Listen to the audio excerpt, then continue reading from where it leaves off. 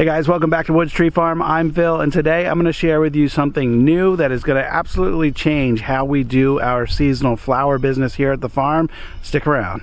So I just got back from a 300+ mile trip. Actually, it was 600 round trip, and I picked up a piece of equipment with our little trailer here, and unloading that piece of equipment was a chore. I didn't film any of that, but I will tell you it was a little tricky getting this thing off of the trailer, but got it done, and it is now hooked up to the tractor. So let me share with you what we've got that's going to change the flower business. This, my friends, is the Tar River no-till drill. This is the Saya 505 model. It's the smaller model drill that they have available, and like I said, this is going to completely change how we do our seasonal flower business, because this is going to give us the opportunity to increase production and plant a much larger flower patch than we've ever done before.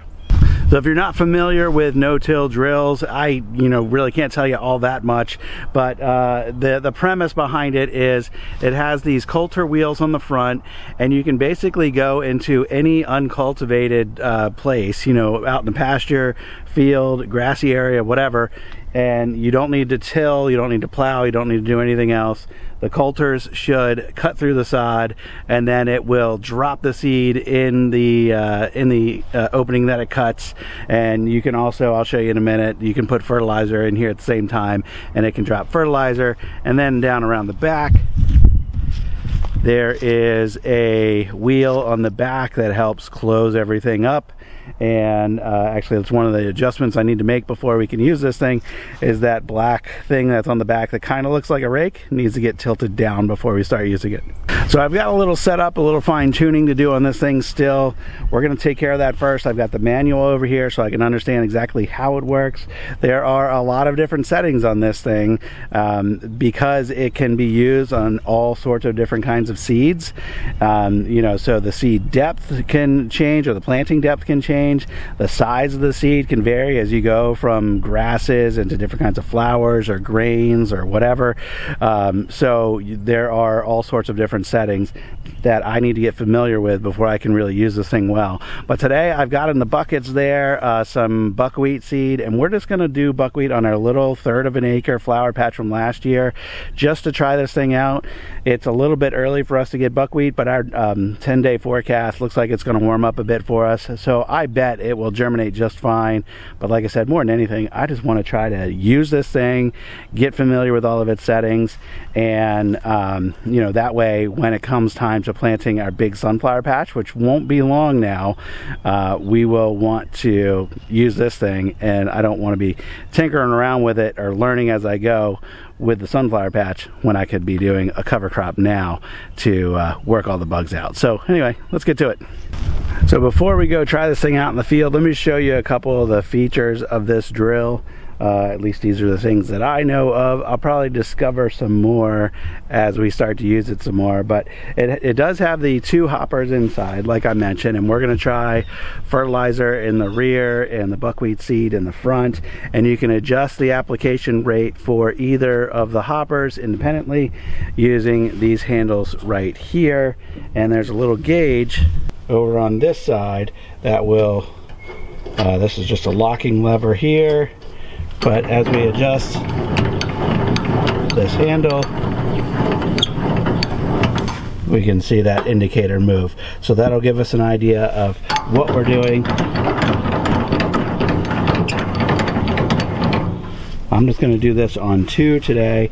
Any of these seed cups can be closed off by using these little tabs here.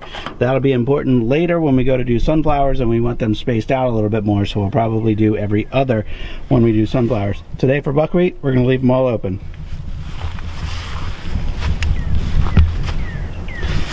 We've got the same thing on the back with the, any of the cups can be closed off.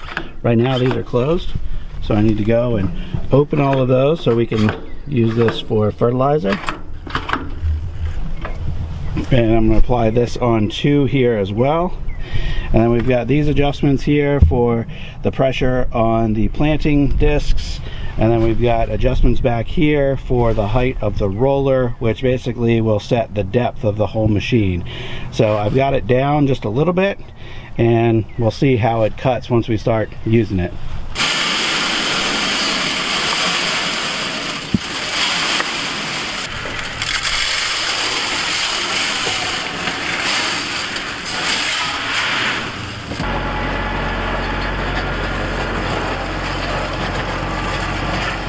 I had to stop after that first pass, so we need to make some adjustments, and let me show you why. So we can see down here in the lines, I think the cutter wheels in the front are doing their job. The actual planting wheels aren't doing much at all, so we need to get the machine deeper, but it is dropping. It's dropping seed. We can see seed. It actually looks like quite a bit, so I need to think about trying to maybe reduce the seed rate, because we don't want it coming out. You see all these buckwheat seeds right there. We don't want that many plants coming out together. We want them spread out. So this seed rate can definitely be reduced for that, for the buckwheat. The fertilizer is probably okay. We can see the fertilizer is a little bit more scattered through here.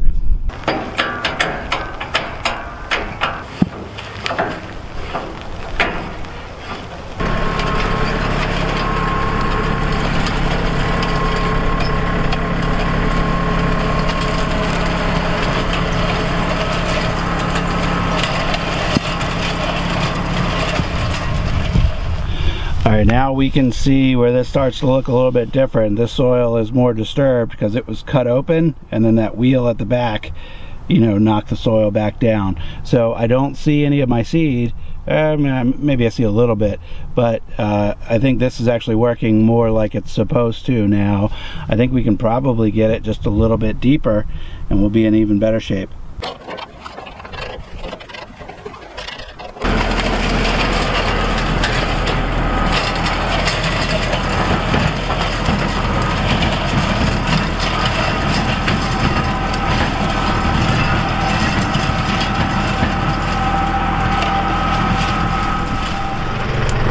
Alright guys, so I just went through again, and we're still not getting our seed completely covered, which I kind of expected we would.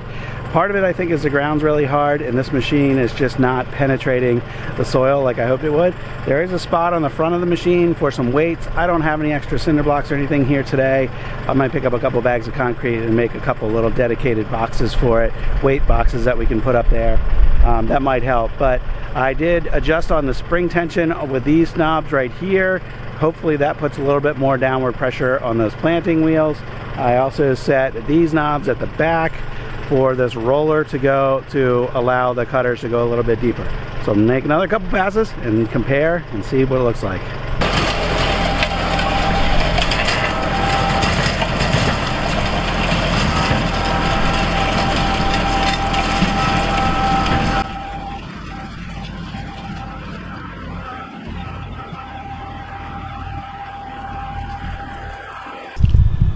So over here we can see on these most recent passes it's doing what we want. It's cut it open, and there's no visible seed here, or very little, right on top of the soil. So I think we did exactly what we wanted. On the previous passes over here we could see where we just got a cut from the coulter wheels, and there's seed kind of scattered all about on top of the soil. So we are getting closer to being dialed in here. I'm going to put a little bit more pressure on these.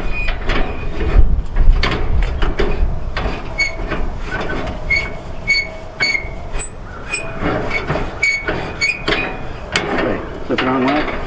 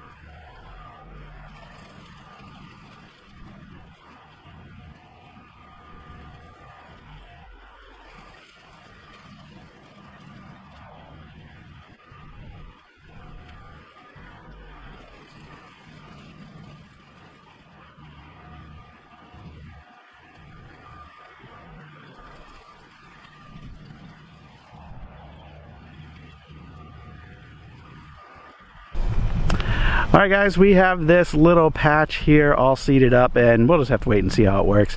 Buckwheat is pretty forgiving. I have found in the past you can just generally broadcast it out wherever, and as long as it has soil contact and the right amount of moisture, it will germinate. So I'm sure within a couple weeks this is going to be completely covered in buckwheat.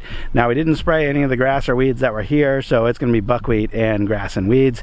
And if you recall, a few weeks ago we actually distributed annual ryegrass seed over this whole thing, and that ryegrass is coming up as well. So that combination of ryegrass, buckwheat, and then whatever other grass and weeds are in here, that's going to be our spring cover crop, and we're going to plow that in when it comes time to doing our flower patch here.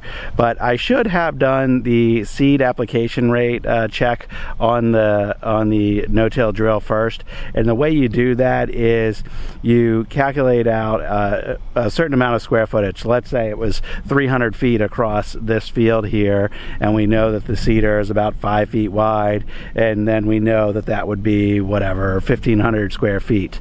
So we could take off one of the tubes from the seed cups and catch that like in a bag or something, and then we can weigh that seed after we do this stretch of, you know, one pass here of 300 feet or something, and then we could determine what the application rate is, and from that we could dial in that seed drop with a handle on the adjustment on the seed drill. I calculated about 15, or no, it was 18 pounds of seed in the bucket when I started, and I was just looking to distribute that entire bucket. I actually had to go back over this field with multiple passes in order to empty out the seed hopper on the drill. So next time I do this, I'll save some time, I'll save some diesel by not driving over it multiple times, and I'll figure out what the appropriate seed distribution rate is first. But for this cover crop here, it's not really going to matter, and like I said, I was just trying to work with the drill and understand its settings and get it to work for us. So I'm going to wrap us up. I'll have more videos in the future with that seed drill as you know, the spring approaches and as we get warmer weather and as the soil warms up. So if you guys have any questions about this seed drill, you can ask me, and I might know more about it later than I do right now. But I'm pretty happy to have it, and hopefully it works out well for us. I'll keep you guys posted on future videos. Thanks for watching today, guys. I'll see you on the next one. Bye-bye.